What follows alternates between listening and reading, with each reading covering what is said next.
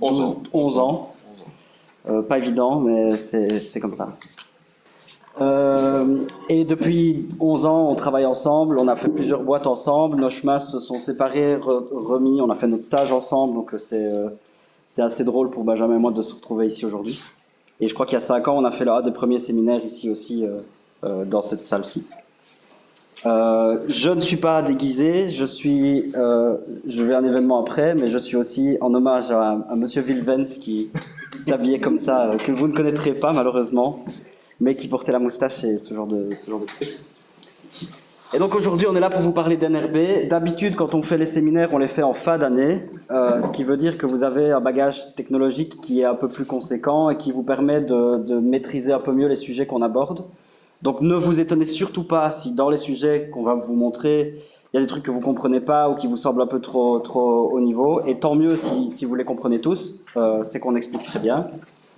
On va parler de notre parcours, on va parler de ce qu'on fait aujourd'hui, de ce qu'on a fait, on va essayer d'être un peu plus précis là-dessus. Et je pense que c'est tout pour les erratums. On a préparé les slides environ entre hier soir et aujourd'hui matin. Donc, on ne sait pas qui va dire quoi. On va essayer de se répartir un peu la parole de manière un peu fluide pour que ça soit sympa pour tout le monde. Et s'il y a des questions, n'hésitez surtout pas à nous interrompre. Ou lever la main, ça. Ou lever la main. Ou si on va trop vite, si on ne va pas assez vite, si on ne nous entend pas, surtout n'hésitez pas. Et il n'y a pas de questions bêtes, c'est des choses que vous voulez un petit peu de détails sur un des sujets qui apparaissent sur les slides, interrompez-nous. On essaiera de discuter ensemble sur les sujets. Ouais. Donc on travaille, nous, chez NRB. NRB, c'est une grosse boîte en région liégeoise. Il y en a qui connaissent déjà NRB? C'est bien, 2 points. Donc NRB, plus ou moins, en Belgique, un petit 1000 personnes. Dans d'autres pays, il y en a, il y a la France, il y a la Grèce, il y a la Roumanie, Espagne, Italie. Donc il y a plusieurs pays, c'est Luxembourg, une petite multinationale avec plusieurs filiales. Nous, on travaille pour la maison mère de cette société-là, dans le département d'innovation que vous voyez là.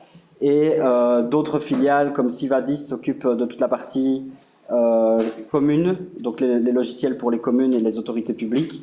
On a Expertise qui s'occupe de la partie hôpitaux. Donc là, ils font un logiciel qui s'appelle OmniPro, qui est presque un des seuls logiciels utilisés dans le secteur hospitalier, qui est parfois décrié, mais qui semble-t-il est toujours là, voilà.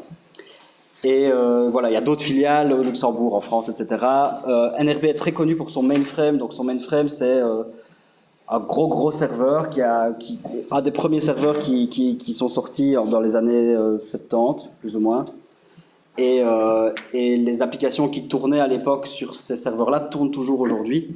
Et donc on a encore beaucoup de personnes qui travaillent là-dessus chez NRB, mais pas nous. Nous, on travaille dans le département d'innovation, et donc notre job, c'est de voir tout ce qui va se passer dans 5 à 10 ans dans le paysage de l'informatique. Alors, on a un laboratoire où on teste un peu des nouvelles technologies. On est spécialisé dans plein de technologies, ce qui nous permet un peu de creuser plusieurs choses, mais on va y venir très vite. Et donc, on agit en complément d'NRB. Notre équipe travaille avec les équipes d'NRB pour les faire évoluer sur leurs projets. Ça, c'est notre équipe. Donc, on va prendre au sens large. On a des électrons libres comme Benjamin ici. Je ne sais pas si tu veux expliquer ce que tu fais. Je peux. Donc, dans l'IT, il y a énormément de métiers. Et plus la boîte est grosse, plus les métiers sont assez diversifiés. Ça va du développement, l'analyse, c'est des métiers qu'en général on connaît, les chefs de projet. Puis on a aussi vraiment des spécialistes sur certains packages, on va en discuter un tout petit peu tantôt. On a aussi l'architecture. Et en général, l'architecture, c'est le rôle que j'ai ici dans le département. Un architecte, c'est quelqu'un qui fait le lien entre la partie business, entre le métier. Donc on va trouver un client, lui l'informatique il connaît pas, il sait pas ce que c'est un programme, il sait pas la complexité qu'il a dans son entreprise au niveau IT. On va réintégrer des éléments qui existent déjà. On va essayer d'avoir des budgets aussi. C'est un truc qu'on va aussi un peu parler dans les slides, c'est cette sensibilité à tout ce qui est finance. Aujourd'hui, un informaticien, oui, il développe du code, oui, il fait de l'intégration, etc. Mais il y a aussi cette composante financière qui viendra aussi au fur et à mesure de votre carrière.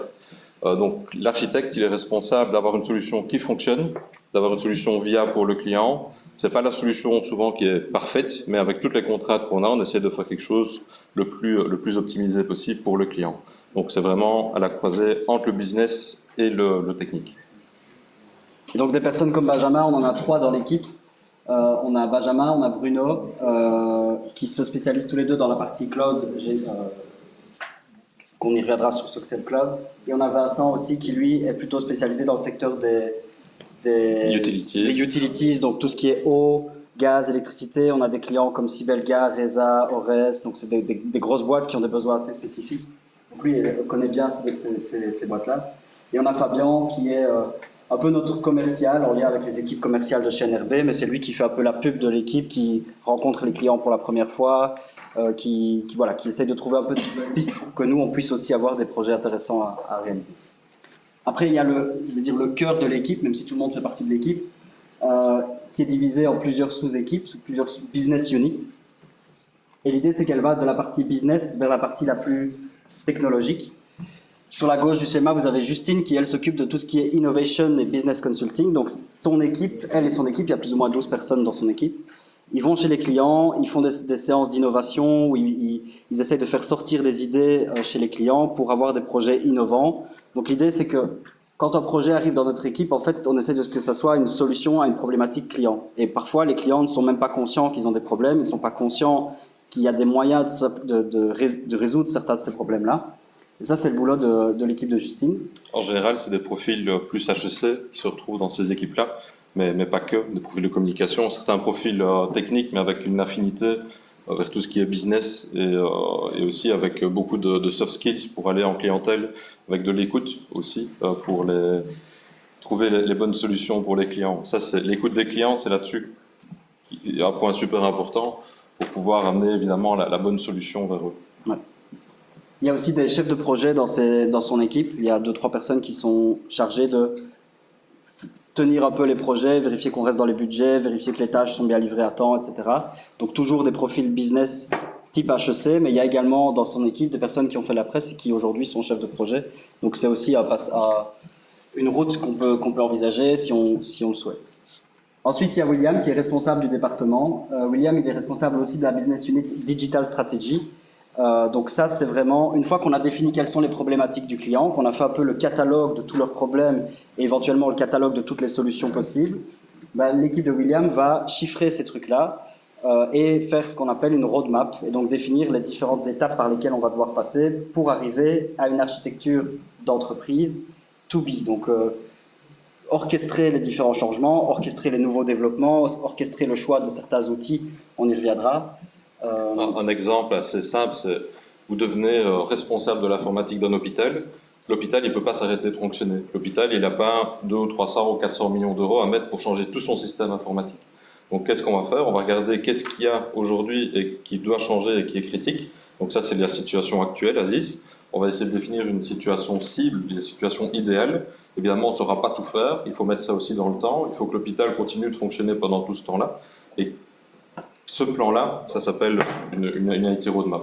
Donc c'est ce qui va définir un plan sur 4, 5, peut-être 10 ans. Et donc il faut aller débloquer aussi les budgets et débloquer une certaine vision au niveau des administrateurs pour faire les investissements pour ce genre de transformation.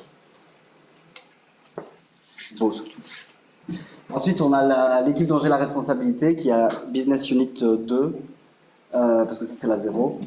Et qui s'appelait avant Cloud Native Applications. Donc dans cette équipe-là, il y a 80% de personnes qui viennent de la presse, qui ont en tout cas un bachelier en informatique, dont moi.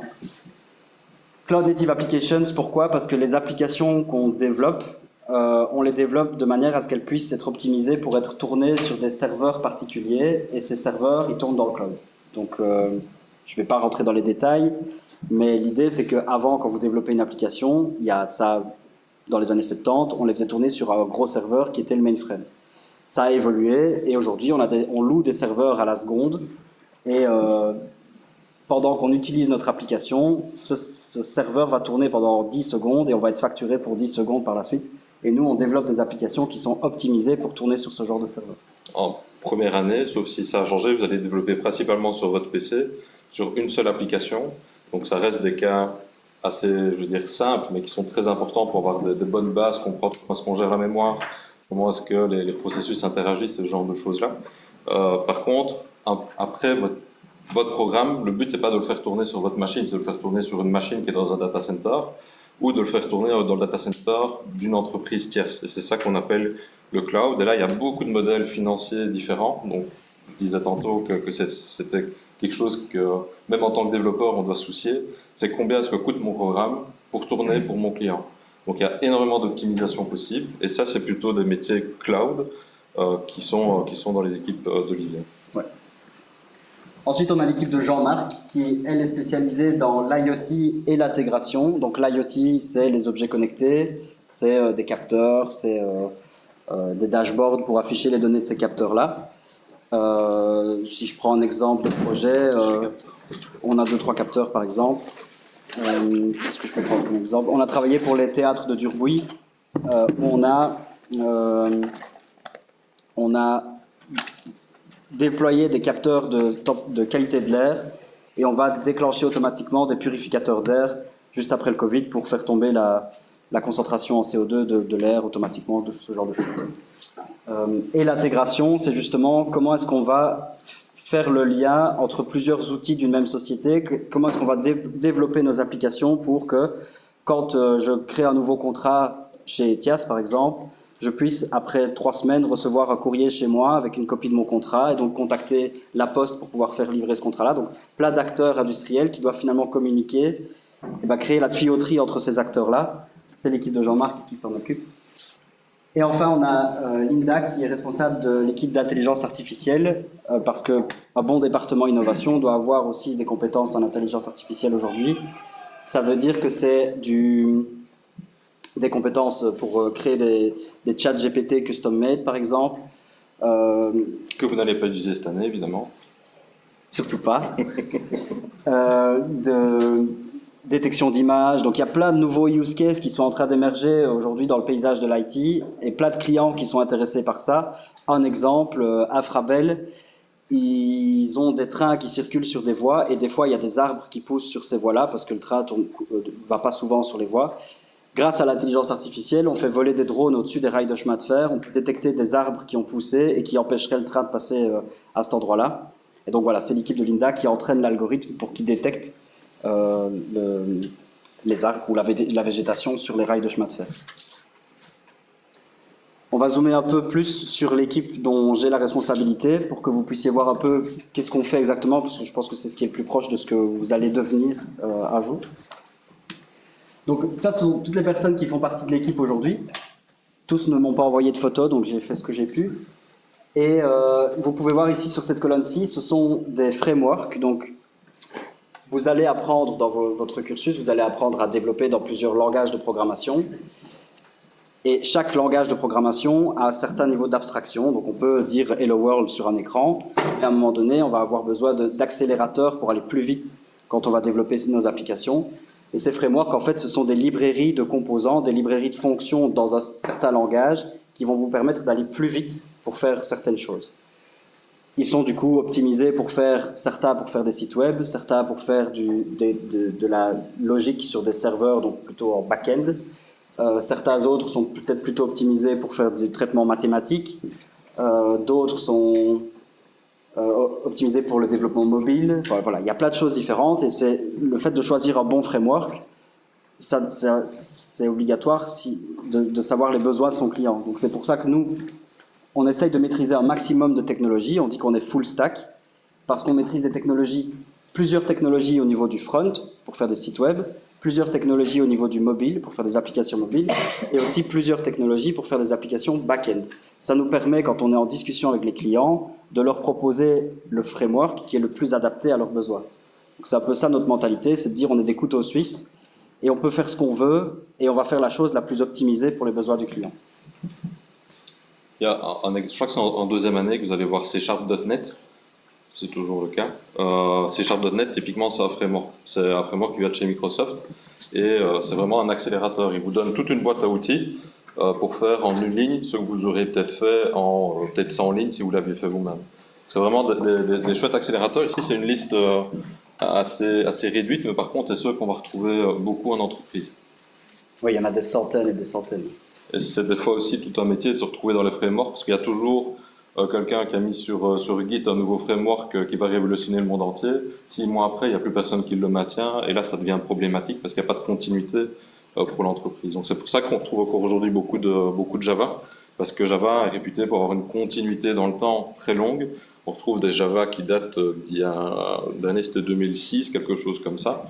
Ça tournait en production chez un client depuis 2006 sans aucun problème. Votre programme, vous allez le faire aujourd'hui à l'école, il a une durée de vie jusqu'à la deadline, le prof va regarder, ok c'est bon, suivant. En entreprise, votre programme, il va avoir une durée de vie peut-être de 20, 30 ans, on ne sait pas, ou peut-être 6 semaines, ou peut-être quelques années. Donc ça, c'est quelque chose qu'on doit avoir aussi en tête quand on fait le développement.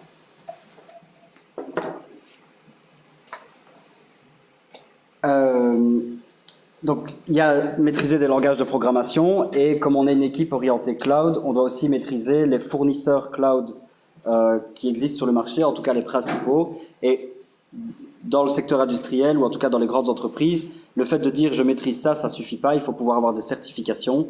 Et donc, on essaye de se certifier le plus possible dans différents fournisseurs cloud. Les principaux étant Amazon Web Services. Donc, Amazon Web Services, c'est une filiale d'Amazon. Parce que Amazon s'est rendu compte à un moment donné qu'ils avaient, ils avaient développé des produits tellement intéressants qu'ils pouvaient les commercialiser. Et donc, ils ont décidé de créer une autre société qui commercialisait les serveurs que eux utilisaient. Puis Microsoft les a copiés et ils ont fait Microsoft Azure. Et Google était un peu à la traîne, ils ont rattrapé leur retard depuis. Et donc, c'est un peu les trois principaux fournisseurs cloud aujourd'hui. Et on a d'autres outils qui sont fortement liés à cet univers cloud, que sont Salesforce, Kubernetes et la blockchain aussi, qui est quelque chose dont on va entendre beaucoup parler dans les années...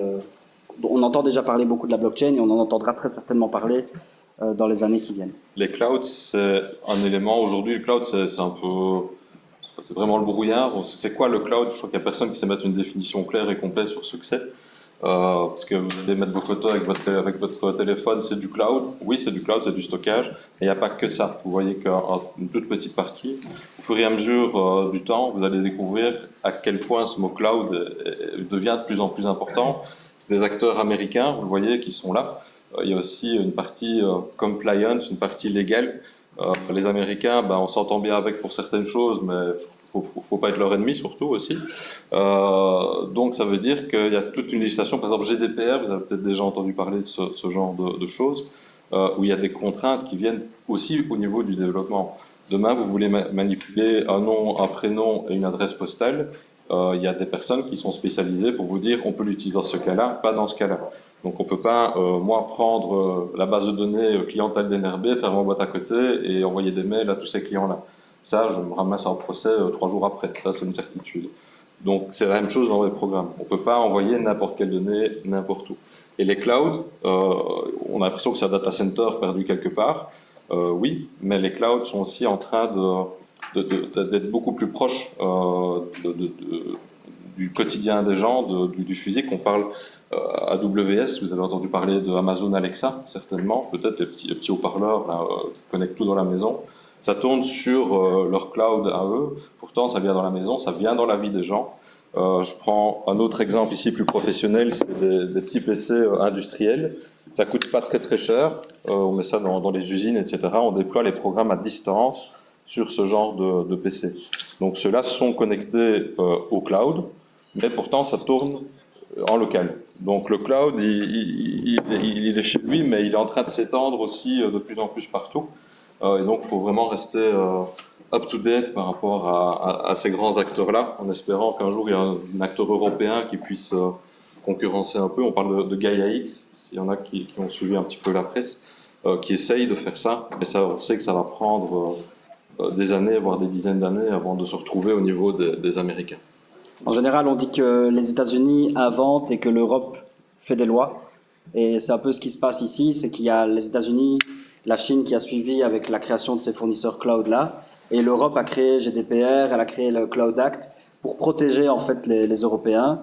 Et ça nous met parfois des bâtons dans les roues dans notre travail quotidien, mais ça protège en fait les données de tout le monde ici. Si on veut stocker, comme disait Benjamin, le nom, prénom, adresse de quelqu'un, pour une entreprise européenne, on ne va pas pouvoir le stocker aux États-Unis. Donc ça, c'est le genre de restriction auquel on est sujet.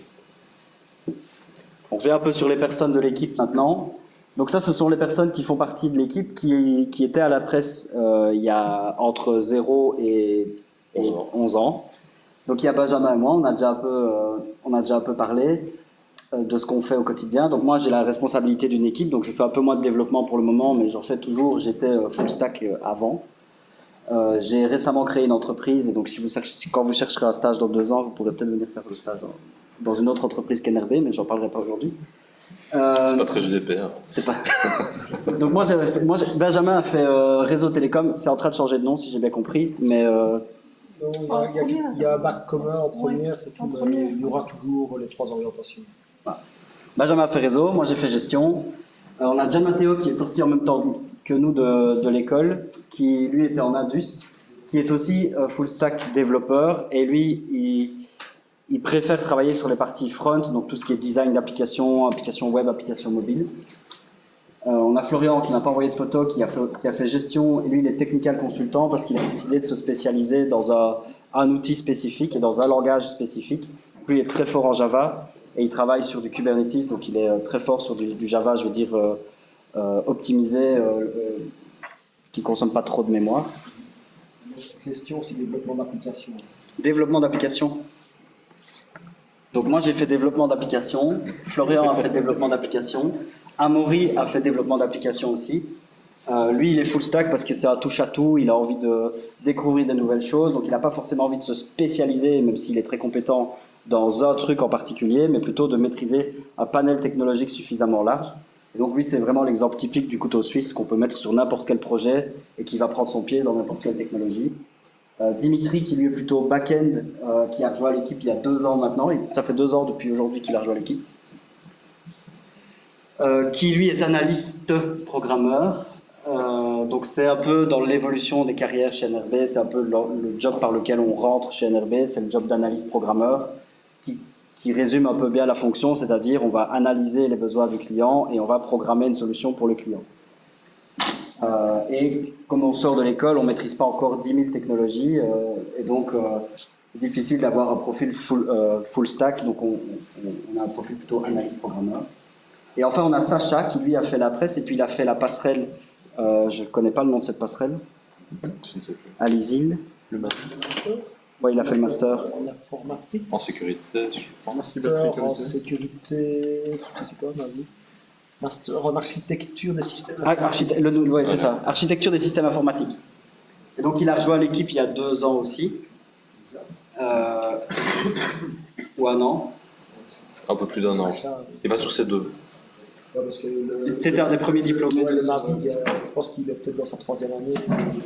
Je pense qu'il était la première année. C'est Sacha qui? Makils. Et lui, il est plutôt DevOps, c'est-à-dire que quand on va développer nos applications et qu'on va les déployer sur un serveur, il faut faire un peu l'orchestration de ce déploiement-là. Il faut automatiser certaines choses parce que sinon on fait tout le temps, on se fait réveiller à 3 heures du matin parce qu'il y a un bug sur notre application. Donc il faut faire des mécanismes pour redéployer automatiquement une application quand elle crache, etc. Je résume un peu, mais c'est un peu le boulot de Sacha, c'est-à-dire qu'il fait la glue entre l'opérationnel, donc gérer le déploiement de l'application, et le développement, et c'est pour ça qu'on appelle ça le DevOps. Un bon développeur est un développeur paresseux, dans le sens où on n'a pas envie d'être réveillé le dimanche à 3 heures du matin parce qu'il y a un système qui n'est plus disponible pour un gros client. On n'a pas envie de devoir attendre 3 mois, le temps d'avoir une fenêtre de maintenance pour déployer une nouvelle version d'une application. Donc on va automatiser tout ça. Un développeur, il automatise, c'est son métier principal. Et donc on va automatiser aussi les déploiements. Aujourd'hui, on fait quand vous allez sur Facebook, il fait des déploiements sans arrêter Facebook. Il ne dit pas Facebook va s'arrêter pendant 2 jours, on fait des déploiements.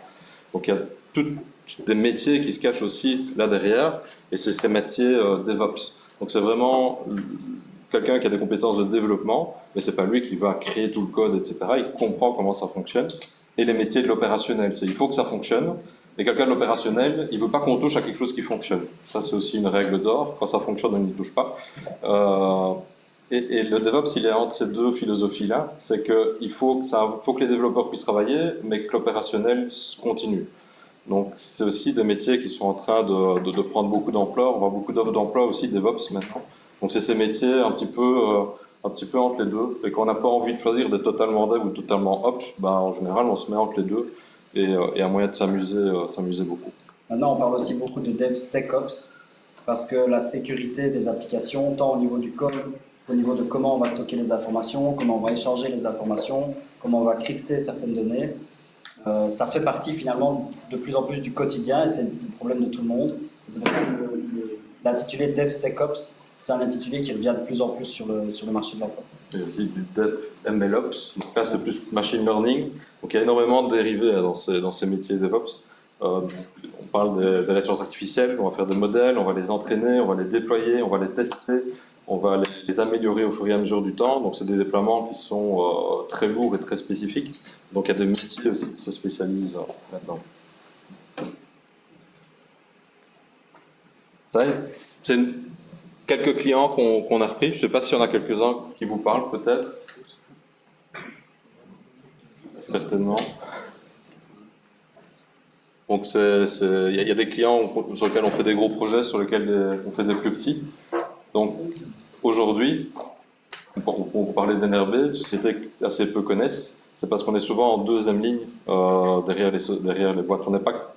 On a pignon sur rue, mais on ne va pas aller vendre des ordinateurs à monsieur et madame tout le monde. Donc on est vraiment pour fournir des services informatiques à ce type de société-là. Donc dans le monde de l'informatique, il y a un peu deux systèmes. Il y a le mode service et le mode produit. Donc les produits, un Mac, un ordinateur, c'est un produit par exemple. Donc il y a des sociétés qui vont développer le produit, etc. Il y a le cycle de vie du produit à suivre. Il faut le vendre, il faut avoir des commerciaux spécialisés, il faut l'améliorer au fur et à mesure du temps, mais c'est le même pour tout le monde. Le service, c'est un peu différent parce qu'on va faire un service spécifique pour chaque personne. Quand vous allez chercher un sandwich au point chaud, il y a la liste qui est là, mais si vous voulez un sandwich avec plus de salade, plus d'oignons ou pas de tomates, vous pouvez demander. Donc là, c'est un service que la personne vous rend. C'est un peu la même chose vraiment dans l'IT. Et nous, on a une société de services qui a aussi certains produits. Par exemple, dans Olivier disait médical, on a des produits pour les villes et communes. Quand vous allez demander votre carte d'identité à la commune, il y a beaucoup de chances que ça passe par un système qui a été conçu chez nous. Quand vous allez à l'hôpital prendre un rendez-vous, il y a beaucoup de chances que ça passe aussi par des systèmes qui ont été conçus chez nous. Tout ça pour vous dire que ici, c'est quelques clients ici sur la région. C'est des sociétés que vous connaissez. Vous ne connaissez pas NRB. Par contre, NRB a des gens qui sont dans toutes ces sociétés-là. Je prends par exemple Flora. Je ne sais pas s'il y en a qui ont déjà entendu le nom de Flora. Si dans quelques années, vous avez besoin d'une assurance locataire, vous allez trouver un assureur. C'est super chouette parce qu'un assureur, c'est lourd, ça n'a pas une image très positive en général, un assureur. On n'y va pas avec le sourire. Qu'est-ce que la nouvelle génération aimerait bien? Je prends mon téléphone, hop, je prends mon assurance, j'ai mon tarif, je lis ça à PayPal ou à ma carte de crédit et hop, j'oublie et ça se fait tout seul, j'ai un problème, hop, je prends mon chat et on y va. Donc ça, c'est par exemple des idées qui ont été mises par l'équipe Business Consulting qu'on vous a mis un petit peu avant. C'est comment est-ce que ces gros acteurs-là adressent les nouveaux marchés qui arrivent. Donc ça aussi, ça fait partie de l'IT et comment est-ce qu'on aide les entreprises à changer aussi un peu de programme, on va dire, pour penser un petit peu différemment. Et donc Flora, c'est une plateforme qui a été faite totalement par l'équipe innovation chez nous. On retrouve aussi Sibelga. Sibelga, c'est l'équivalent de Reza, on va dire, sur Bruxelles. Et vous savez qu'on est en train de déployer des compteurs connectés pour l'électricité, qui fait beaucoup parler avec les panneaux photovoltaïques, etc. Ça passe tous les 3 semaines aux journaux. Toutes ces données-là, tous les quarts d'heure, on va prendre le relevé du compteur, il faut les stocker, il faut les analyser, il faut les exploiter.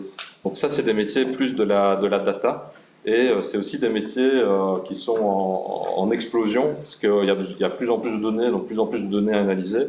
Et ce genre d'entreprise qui va demain récolter des térabytes, des pétabytes même de relevés de compteurs, comment est-ce qu'on optimise le réseau électrique en fonction des données de tous ces compteurs-là?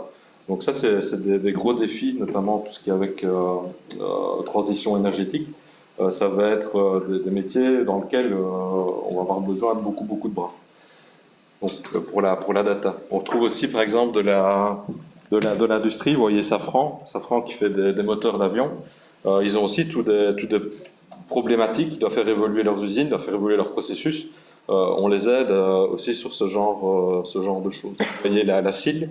La CIL, c'est ceux qui fournissent l'eau sur toute la région de Liège. L'eau, c'est quand même quelque chose de critique. Si demain il y a un problème sur le réseau d'eau, bah, ça passe très vite au journal et ça embête beaucoup de monde. Donc c'est vraiment des systèmes critiques qui doivent tourner, peu importe les conditions. On pourrait faire ça sur beaucoup de ces clients-là, encore beaucoup d'autres, mais c'est pas l'objectif ici. Et d'une manière générale, ils engagent tous presque des développeurs et ils engagent aussi des consultants qui leur offrent du service de développement. Et nous, on est ces consultants. Et nous, est-ce qu'on n'est pas clients aussi chez nous?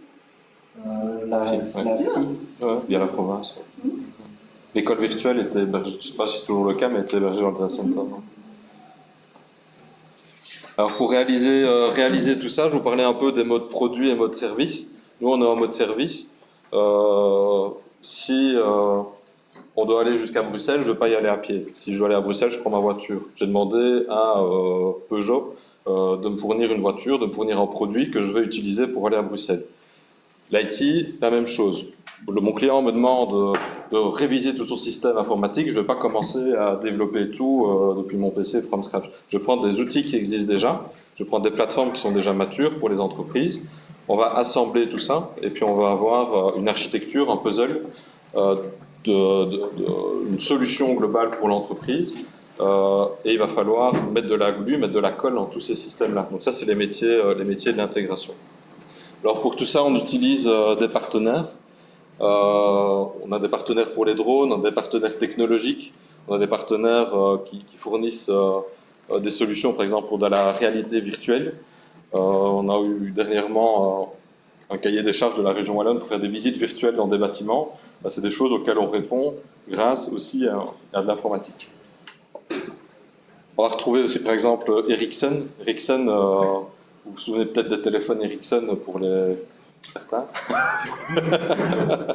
Ils ont un peu disparu du paysage quand les smartphones sont arrivés. C'est vrai, 2005. Il y a des mois avant 2005. Non.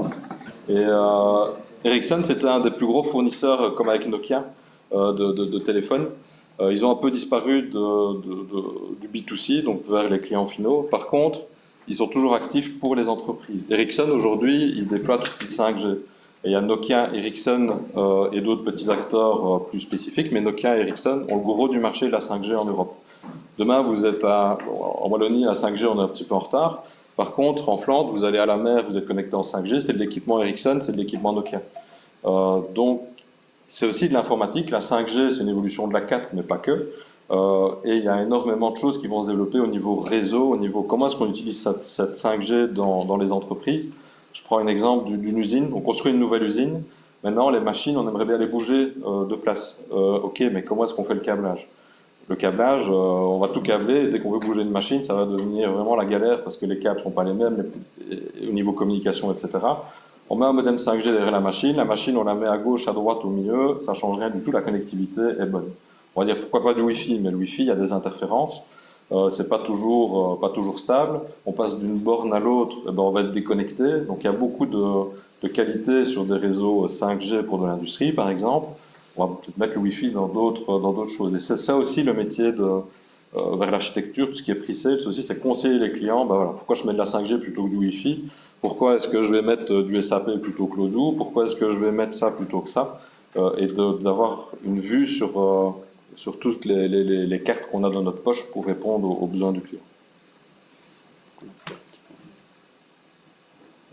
Donc on a parlé des fournisseurs cloud. Nous, on utilise les trois principaux que sont Amazon, Azure et Google Cloud. Avec une petite préférence pour Amazon, il ne faut pas le cacher, parce que c'est identifié comme le leader du marché par une société qui s'appelle Gartner. Donc ça, c'est aussi intéressant de savoir, c'est qu'il y a des organismes privé qui évalue les autres sociétés et qui positionne les produits. Et ce positionnement-là, c'est le genre d'outil que nous, on utilise quand on va conseiller un client dans le choix d'un produit ou un autre. Gartner, ils font des études auprès de toutes les entreprises du monde, tous les directeurs des entreprises du monde, et ils demandent un peu leur avis, comment ça se passe chez vous, etc. Ils font des questionnaires, ils compilent tout ça, et puis ils le vendent. Donc les sociétés accèdent à ce genre d'informations avec tout un détail pour est-ce qu'on va plutôt à gauche ou à droite. Quand on ne sait pas et que ça va prendre beaucoup de temps pour essayer de faire le choix, on va trouver des entreprises comme Gartner et on leur demande c'est quoi le chemin à prendre. On va aller vite sur ces slides-ci, mais quand vous développerez une application et que vous allez la déployer ailleurs que sur votre ordinateur, vous allez la déployer sur un serveur. Historiquement, on déployait une grosse application sur un serveur. Ce qui veut dire que, si tu mets parce qu'on a mis des effets, on a du budget, si la charge augmente sur ce serveur-là, donc je vais avoir 100 000 utilisateurs, j'ai fait le produit du siècle, j'ai fait le nouveau Facebook ou le nouvel Instagram, j'en sais rien. Il ne va pas tourner sur votre PC portable chez vous. Le serveur, à un moment donné, il ne pourra plus servir toutes ces personnes-là. Donc, qu'est-ce qui va se passer? C'est que ça va me coûter très cher parce que je vais avoir besoin d'un gros serveur. Et puis, au moment où le serveur va plus savoir répondre à la charge, je vais devoir dupliquer mon application. Donc, je vais devoir avoir 2 applications identiques qui tournent. Ça veut dire que je vais devoir dupliquer l'entièreté de ma boîte applicative. Ça va doubler du coup les coûts de ma solution. Ça s'appelle la scalabilité. Donc c'est le fait de pouvoir s'adapter à la demande. Alors c'est bien, mais comme vous le voyez juste ici, ça fait quand même un paquet de pognon pour faire tourner l'application. Et donc dans les nouvelles façons de programmer, on va diviser cette application-là en plusieurs microservices. Donc c'est ce qu'on explique ici. Ces microservices, ils vont être déployés ici. Il va y avoir plusieurs microservices divisés par entité fonctionnelle. Donc, je vais avoir un microservice qui sera chargé de gérer mes clients. Je vais avoir un microservice qui sera chargé de gérer ma facturation. Un autre qui sera chargé de s'occuper d'envoyer les nouveaux contrats. D'envoyer les nouveaux contrats, que sais-je. Ça veut dire que je vais pouvoir les regrouper finalement par zone d'usage. Donc, si j'ai un microservice qui, à un moment donné, a besoin de plus de puissance, je ne vais dupliquer que ce microservice-là. Donc, si on switch, parce qu'on a encore du budget pour cette slide-là, on va avoir des microservices qui vont consommer de l'argent ou pas, parce que si on n'utilise pas ce microservice-là, on ne paye rien. Et ça, c'est un des avantages du cloud, c'est qu'on paye à la demande. Et alors, c'est bien fait. Si la charge augmente, on va dupliquer certains microservices, ce qui veut dire que du coup, on va pouvoir payer uniquement pour ce petit microservice-là. Donc, quand Benjamin parlait de coûts, de réfléchir un peu comment on fait nos applications pour les optimiser pour nos clients, c'est le genre d'optimisation qu'on fait. Pourquoi? Parce que ce sac-là, c'est peut-être 10 000 €, ce qui est pas énorme pour un client, mais le gros sac, c'est peut-être 50 millions d'euros. Et si on va trouver un client et qu'il nous dit « Oui, mais si demain, mon produit il marche vraiment bien et que j'ai 300 000 utilisateurs, ça va fonctionner comment ?» Et que là, on lui dit ça va juste faire 50 millions de plus, il ne va pas être content, le client. Par contre, si on lui dit que son produit il va juste s'adapter de manière linéaire à toute la demande et que ses coûts, finalement, ils vont se diluer dans les bénéfices qu'il va faire par rapport à ses clients, le client il va être plus content, plus satisfait. Oh, on avait de l'animation là-dessus aussi. Donc on a un lab, donc on est des développeurs, on fait des applications pour nos clients, on a des produits qui sont rentables, on a des services qui sont rentables, ce qui nous permet d'avoir de l'argent dans l'équipe. Et avec l'argent qu'on a un petit peu en trop, on a créé ce lab-là qui nous permet de travailler sur des nouveaux outils, de vérifier la valeur ajoutée de certaines technologies, qu'on va ensuite reproposer à nos clients pour faire des use cases différents. Je prends un exemple, tout ce qui est IoT, on a acheté des dizaines de capteurs et on a réussi à proposer aux villes et communes des solutions pour optimiser leur consommation énergétique. J'ai d'autres exemples. La 5G, NRB possède des fréquences 5G, donc on a plein de use cases 5G, notamment dans la robotique, ce qui nous permet de pouvoir prouver aux clients que c'est plus intéressant que du Wi-Fi 6 en termes de sécurité, en termes de temps de latence et en termes de fait qu'on ne va pas perdre la connexion quand on va passer d'une borne à l'autre. Quand on parle d'IoT, il y a un exemple aussi, il y a eu le Covid. Donc dans les entreprises, elles se sont adaptées au niveau des bureaux. Donc avant, tout le monde avait son bureau avec la photo de son chien et tout le monde avait sa place. Aujourd'hui, dans les entreprises, de plus en plus, c'est du flex desk. Donc, ça veut dire que quand on arrive en entreprise, il y a une place de disponible, on s'assied, et le lendemain, on est peut-être de l'autre côté de l'open space. Ça s'adapte. Et donc, on met des capteurs en dessous des bureaux pour savoir si la place est occupée ou pas. C'est un capteur qui détecte les mouvements et qui détecte les changements de chaleur. Donc, s'il y a une différence de 2-3 degrés plus quelques mouvements, on se doute qu'il y a quelqu'un qui est assis à la place. Donc, ça permet d'optimiser l'utilisation aussi des bâtiments. Et quand il va falloir faire des travaux, on va se dire, OK, il y a peut-être 20% de l'espace qui n'est jamais utilisé, on va réduire de 20% l'espace. Donc, l'IT va aussi dans ces problématiques aussi business. Ça, on a voulu remettre un peu les différents systèmes sur lesquels vous allez être confrontés au cours de votre carrière. Il y en a peut-être quelques-uns qui vous disent quelque chose. On va retrouver par exemple les ERP, SAP, Odoo, ce genre de systèmes qui permettent vraiment de gérer les entreprises, la base des entreprises, la facturation, les commandes, etc., la comptabilité. Je creuse un peu. Une entreprise ne va plus aujourd'hui créer un nouveau logiciel pour gérer ses clients, gérer ses facturations, gérer ses prospects, envoyer les rappels de paiement, des choses comme ça. Maintenant, il y a des outils qui existent sur le marché, qui sont commercialisés et pour lesquels on paye une licence de cher, mais bon, ça coûte toujours moins cher que de le développer. Ça se compte peut-être en quelques milliers d'euros par an. Et maintenant, pour ces outils-là, on va, nous, les conseiller dans le bon choix du bon outil par rapport aux besoins de l'entreprise. Voilà. Donc les ERP, c'est un peu ces outils-là, ce groupe d'outils-là. On va retrouver les CRM, donc là c'est la gestion plus client, donc quels sont les différents contacts commerciaux qu'on a, quels sont les différents projets qu'on peut avoir chez nos clients, on les répertorie. Quand on va à une réunion avec un client, le commercial rajoute des notes, comme ça toute l'équipe est au courant de ce qui a été discuté. C'est ce genre d'outils. On va retrouver aussi un peu plus sur la droite tout ce qui est low code, no code, ça fait un peu plus peur souvent au développement, mais c'est pas des outils qui ont pour but de remplacer le métier de développeur, ça a juste pour but de nous rendre plus efficaces et d'aller plus vite pour délivrer de la valeur pour le client. Donc dans le no code, il faut quand même encore de la logique de programmation, etc. Dans le low code, il y a encore de la logique de programmation, il faut toujours s'intégrer. Le développement, c'est vraiment pas un métier qui va disparaître avec ce low code ou no code. Ça va même plus s'amplifier parce que ça va donner beaucoup plus de créativité aux clients. Ce truc-là, pourquoi je ne l'ai pas automatisé? Ça fait 10 ans que c'est dans un fichier Excel sur un PC. J'aimerais bien en faire quelque chose d'autre et de plus moderne. D'une manière générale, les développeurs vont être amenés dans les années qui viennent, le sont déjà, à travailler plus avec leur cerveau qu'avec leurs mains. C'est-à-dire moins être, vulgairement parlant, pisseur de code, mais beaucoup plus créateur de solutions en prenant des produits existants et en créant de la valeur avec ces solutions. Après, on a la partie UX. Alors, l'UX, il est souvent avec tout ce qui est UI, avec tout ce qui est graphique. Donc, rendre une application jolie. À peu près n'importe qui peut rendre une application jolie en prenant les bonnes couleurs, etc. Par contre, rendre une application fonctionnelle pour un utilisateur, c'est un métier tout à fait différent. Un UX ne va pas forcément faire une application jolie. Elle va designer des écrans pour qu'elle soit utilisable pour un utilisateur. Elle va faire des interviews envers les utilisateurs finaux. Est-ce qu'il faut mettre le bouton à gauche, à droite, en jaune, en rouge? Est-ce que les différents enchaînements d'écran sont bons? Est-ce que ça fait du sens pour vous? Donc ça, c'est le métier d'un UX. Et puis transmettre tout ça à l'équipe de développement qui va implémenter tout ça. On retrouve aussi la sécurité, vraiment de plus en plus. La sécurité, il y a la sécurité... On va anticiper les problèmes, donc dans votre code, évitez les if true ou ce genre de choses-là. Vos profs vous ont donné plein de trucs à pas faire, c'est sûr. La sécurité, elle commence là. La sécurité, elle va aussi vers les systèmes. On n'a pas fait la mise à jour de Windows sur ce serveur-là. On a exposé le port 22, il fallait pas trop. Ça, c'est plus tout ce qui est préventif. Maintenant, il y a tout ce qui est aussi plus opérationnel.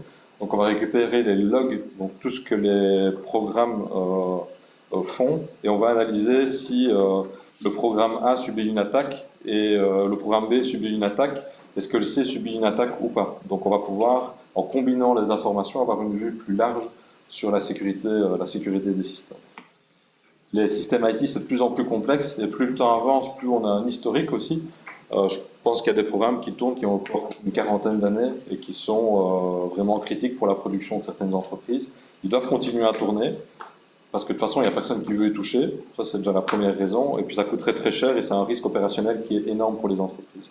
Par contre, on est en train de développer toutes les 3 semaines des nouveaux programmes, et donc à chaque fois, on a un historique qui augmente, et des nouvelles choses qui arrivent. Donc on fait de plus en plus le grand écart, et tout ce qui est sécurité est de plus en plus compliqué à gérer dans ce système.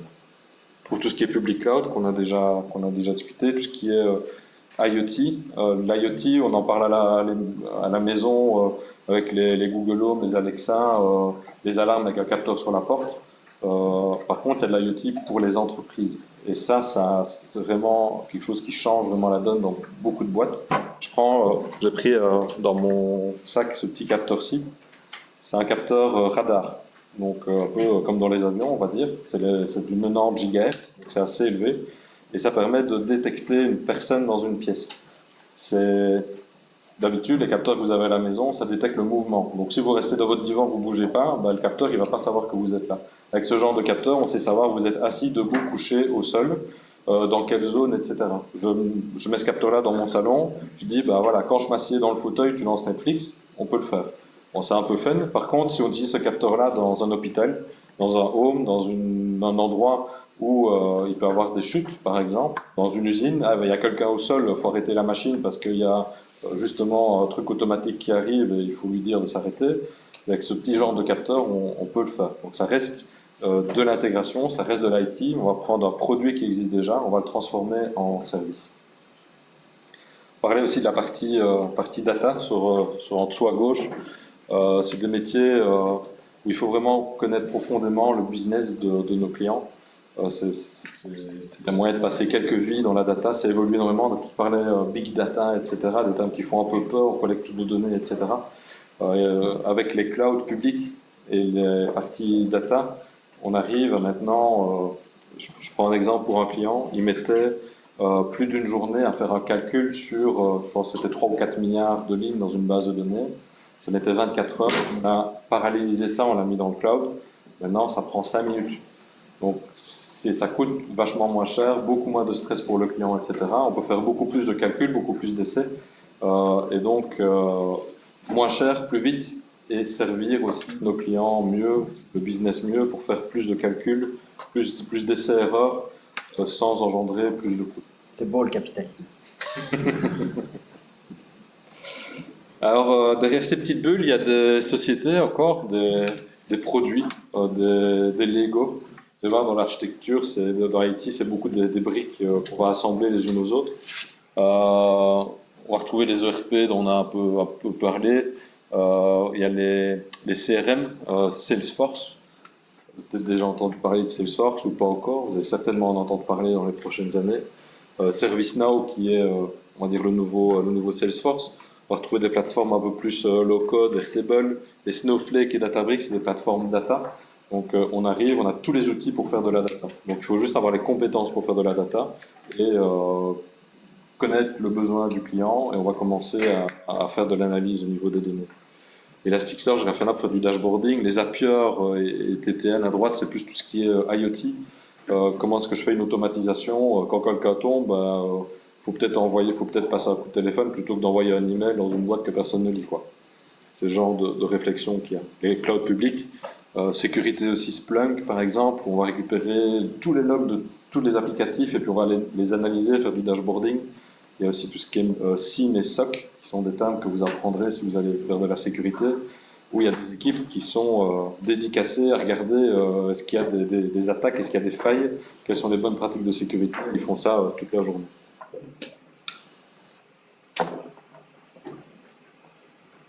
C'est beau, hein.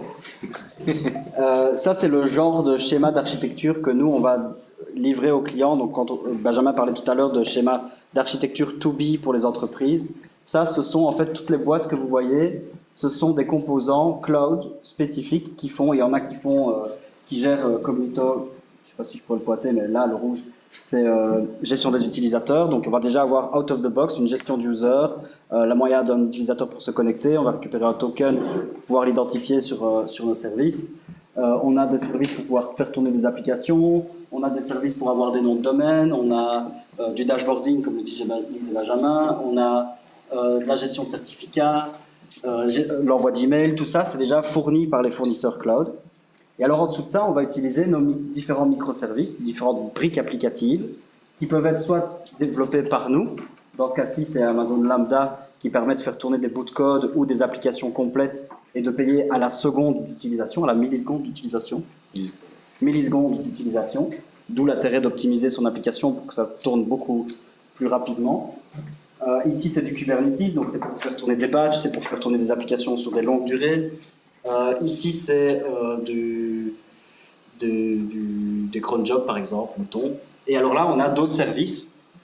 On voit SAP, on voit Salesforce, on voit Odoo. Donc, c'est les services dont Benjamin a parlé tout à l'heure, qui permettent de gérer ses prospects et d'envoyer ses campagnes publicitaires. Pour connecter finalement notre application à ces services-là, on va utiliser soit des API, c'est-à-dire des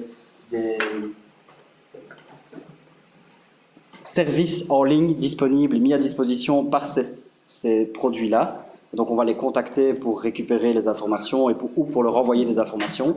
Soit on va utiliser un SDK, et le SDK, c'est une brique logicielle qu'on va mettre dans notre application qui va se connecter, elle, sans qu'on gère nous-mêmes la connexion, mais elle va se connecter finalement à cette brique logicielle.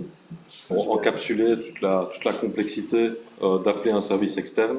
Donc pour le développeur, ça sera une ligne de code pour appeler un service. Et derrière, c'est tout ce que le fournisseur a fourni, mais ça, ce n'est pas notre problème, c'est le fournisseur qui nous fournit la brique de code pour ça. Je prends un simple exemple rapide. On a un capteur de qualité de l'air dans une pièce et on doit envoyer un message, dans une salle de réunion, et on va envoyer un message à celui qui a organisé la réunion. On va avoir un petit capteur qui sera peut-être par ici. On va récupérer l'information. On va regarder, ici, ce qu'on va se connecter sur Office 365, sur Teams par exemple. On va regarder qui a organisé la réunion. On va lui envoyer un message et ouvre la fenêtre. Donc ça, c'est un exemple d'application qui est assez simplifié, qu'on peut remettre dans un schéma comme ceci. Un truc dont je vais parler, c'est la partie en haut à droite, qu'on a appelée Legacy ici. Donc, je vous ai parlé des mainframes tout à l'heure, ces grosses boîtes qui ont l'âge de nos grands-parents, qui continuent à être développées et qui continuent d'être vendues, etc. par IBM. Les applicatifs dont parlait Benjamin, qui tournent là-dessus depuis 30 ans, ils fournissent quand même des données qui sont intéressantes et qui sont exploitables par nos applications. Ça veut dire que nous, on a aussi des API ou des moyens de se connecter en tout cas à ces services-là pour aller récupérer les informations et créer de la valeur en plus grâce à ça. Etias, que vous connaissez bien, utilise du mainframe, mais continue de créer des nouvelles applications web qui vont chercher les données sur le mainframe et vous les exposer.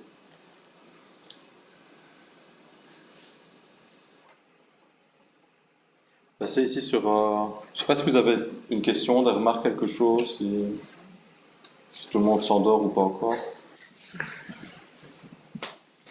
On va passer... J'ai un grand coup. Il reste 4 slides. 4 slides d'une demi-heure, c'est ça? Non, 4. Je te rappelle qu'ils m'ont eu avant, donc 4 slides pour eux. C'est long, hein. C'est une slide. On va passer sur des exemples un petit peu concrets. Donc oui, ça c'est des exemples d'applications qu'on a développées. C'est marqué Case 3 parce qu'on ne les a pas tous repris et que du coup ils ne sont pas dans l'ordre. On vous a passé les 2 premiers, c'est pour ça. Voilà. Donc ça c'est RenoWatt, c'est une plateforme qu'on a développée from scratch pour... la plateforme s'appelle Colibri, le client s'appelle RenoWatt. C'est une plateforme qui leur permet de financer des rénovations de bâtiments publics et de mesurer les économies d'énergie qui ont été réalisées par ces rénovations. Donc comment est-ce qu'ils font? Ils vont auditer le bâtiment, ils vont encoder toutes les consommations d'énergie, gaz, électricité, peu importe, mazout. Ils vont ensuite convertir ces consommations-là en suivant un mécanisme qui s'appelle l'IPMVP et en utilisant une donnée qu'on appelle le degré jour. Donc le degré jour, c'est d'une année à l'autre, quelle température est-ce qu'il a fait à l'extérieur du bâtiment, pour pouvoir remettre les consommations sur un dénominateur commun. ce qui permet de comparer une année à une autre. Parce qu'on est bien placé en Belgique pour savoir que des fois il fait 30 degrés au mois de septembre, des fois il en fait 2. Et donc grâce à ça, on peut créer ce qui s'appelle une signature énergétique. Donc en fonction de la température extérieure en 2020, combien est-ce que j'ai consommé de kilowattheures. Et en 2022, après mes rénovations, j'ai consommé a priori moins de kilowattheures. Et donc la différence entre les deux, c'est l'économie d'énergie qui est réalisée. Cette économie d'énergie, elle peut être ensuite convertie en euros. Et eux, ils génèrent une facture et ils envoient la facture comme ça. Sibelga, donc ça, on a développé d'abord pour, donc ça c'est pour la région de Bruxelles, une application mobile qui permettait aux personnes bénéficiant du tarif social de chez Sibelga de mesurer leur consommation en gaz et en électricité. Il faut savoir que ça devient une obligation aussi pour les fournisseurs d'eau, de services publics comme ceux-là, de fournir à leurs utilisateurs un moyen de consulter rapidement leur consommation. Et depuis, on a étendu l'application à l'entièreté de la région de Bruxelles et elle est devenue un peu plus sexy aussi au passage. C'est les fameuses données des compteurs connectés qui remontent dans une plateforme et puis on fait une application mobile pour leur montrer concrètement ce qu'il y a sur le compteur. On ne descend pas toutes les 10 minutes à sa cave pour regarder l'état du compteur. Je ne l'ai pas dit, mais donc sur la slide d'avant, c'était moins intéressant. Ici, donc l'application mobile, elle est développée en Flutter. Flutter, c'est un framework qui a été créé par Google. Le langage de programmation, c'est Dart. Et c'est un langage qui permet de créer une seule application qui va pouvoir être déployée sur plusieurs plateformes. Donc avec un seul code Dart, en utilisant le framework Flutter, on peut déployer tant sur iOS que sur Android. On peut aussi faire des applications web. Ça tourne sur Amazon Web Services. La partie serveur, c'est du Node.js, donc c'est un langage... C'est du JavaScript. Côté serveur, qui est très léger, plus léger que du Java et donc plus facile à déployer dans des environnements de type cloud. Et il y a aussi une partie qui tourne sur Azure. En général, le développement, on va apprendre 1, 2, 3, 4 langages que vous allez faire les années qui arrivent. Mais après, apprendre un nouveau langage, en général, les bases sont quand même assez identiques. Il y a des syntaxes qui varient un petit peu, etc. Mais on parle de beaucoup de technologies ici, mais il ne faut pas en avoir peur parce qu'il y a énormément de dénominateurs communs dans la manière dont elles sont conçues pour arriver là-dedans. Donc il n'y a pas ici, il n'y a pas 5 personnes qui ont bossé sur l'application, un spécialiste Flutter, un AWS, un Node, un Azure. C'est 2 ou 3 personnes qui partagent ces compétences-là, qui ont su développer l'application. Langage de programmation, ça s'appelle un langage de programmation parce que moi je parle français, demain je vais dans le sud de la France, je ne vais pas comprendre tout ce que le gars me dit, mais on va réussir je vais passer un mois là-bas, je vais savoir lui expliquer, lui parler dans sa langue à lui. Pareil, si je veux apprendre l'italien, c'est quand même une langue latine fort proche de la nôtre, il y a des facilitateurs, il y a moyen d'apprendre, et donc voilà. Le passage d'une à l'autre. C'est ça. Donc là, ici, plutôt un cas IoT, on a travaillé avec des capteurs qu'on a mis dans les bulles à verre. Pourquoi? Pour savoir quand est-ce qu'elles étaient remplies, ou en tout cas quand est-ce qu'elles allaient bientôt être remplies, de manière à ce qu'on puisse optimiser le passage des camions. Parce qu'on a des fois le client qui est le BEP, si je ne dis pas de bêtises. Donc c'est en province de Luxembourg, les bulles à verre, il y en a une dans chaque village. Les villages dans la province de Luxembourg, elles sont très éloignées l'une de l'autre. Si on a un camion qui fait 20 km aller, 20 km retour pour vider une bulle qui n'est pas pleine, c'est quand même pas super efficace. Donc on a mis justement les capteurs dans les bulles à verre pour avoir à distance, avoir le niveau de remplissage. Et on envoie un camion pour vider la bulle à verre uniquement quand il y a besoin de la vider. Ça permet d'optimiser les tournées, d'optimiser le personnel. Quelqu'un qui est dans son camion pendant 2 heures à faire un aller-retour, il pourrait faire autre chose que d'être inefficace pour aller chercher une bulle à verre à 10% remplie. Et aussi la partie environnementale, faire 80 km de camion pour aller vider 20 kg de verre, c'est peut-être pas idéal. Donc ici, c'est des capteurs qu'on met dans la bulle à verre et qui sont... on peut les jeter par terre, les capteurs, ils tiennent le coup. C'est des capteurs à ultrasons avec des batteries qui tiennent une dizaine d'années et qui sont sur des réseaux spécifiques IoT aussi. Dans ce cas-ci, c'est du LoRa. LoRa, c'est un peu, on va dire, l'ancêtre de... C'est un réseau ultra low énergie opéré par Proximus en Belgique, qui peut être soit privé, soit public. Et Proximus est en train d'arrêter en fait le LoRa public au profit de la 5G pour le moment en Belgique. Ça, on en a parlé. Donc c'est les salles de théâtre à du bruit, on a mis des capteurs et on purifie l'air automatiquement. Et ça, c'est la dernière slide. Et c'est un peu pour vous expliquer le cheminement que nous, on a. Elle est là, elle est un peu perdue dans le truc, mais le cheminement que nous, on a quand on est face à un client qui nous appelle et qui a besoin de notre aide. Donc, soit il vient par l'équipe de Justine et ils ont besoin de leur aide pour un peu structurer leurs idées, créer des nouvelles idées, voilà, innover. Soit alors ils ont un problème précis, ils disent, bah voilà, moi je veux résoudre ce problème-là. Et alors on a plusieurs chemins qui peuvent être pris. Alors nous, on n'est pas spécialisé dans tous les chemins. En général, on appelle ça les 6 R de la migration, si je vois, c'est 6 R. Donc rehost, replatform, repurchase, rearchitect, retire et retain. Pourquoi? Parce qu'à partir d'une solution logicielle, bah, il y a l'ensemble de ces possibilités-là. Soit on va dire, bah, ton truc là, il ne sert plus à rien, jette-le. Soit on va dire, bah, tu tournes sur Windows XP, bah, tourne peut-être sur un truc un peu plus moderne. Donc là, tu es sur du rehost, pardon. Soit on va racheter une nouvelle licence d'un autre logiciel plus moderne. Soit on va réarchitecturer la solution. Et donc, voilà, il y a du développement et différentes étapes. Et ce qui est très intéressant, c'est ceci, c'est-à-dire qu'en fonction de l'opportunité de la solution qu'on va choisir, il y a une différence entre le coût et l'opportunité d'optimisation. Donc, quand on va sur une solution de réarchitecte, quand on choisit de réarchitecturer certains logiciels, on sait qu'on est parti pour quelques mois, quelques années. Quelques millions d'euros, mais potentiellement, il y a un gain phénoménal pour l'entreprise, une nouvelle position sur le marché qui lui permet d'être redoutable face à ses concurrents. Là où le fait d'avoir juste remis son truc sur un Windows plus moderne, bah, ça ne va pas le rendre plus agile, quoi. Donc voilà, c'est un peu toute ça la finalité de notre travail, c'est d'essayer de trouver le compromis entre l'investissement que notre client a bien envie de mettre dans son problème et l'opportunité d'optimisation pour ce client-là pour qu'il puisse rester concurrent sur le marché.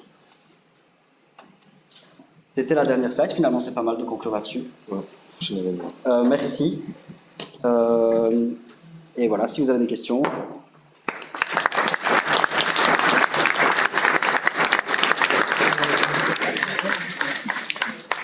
On peut juste prendre une photo.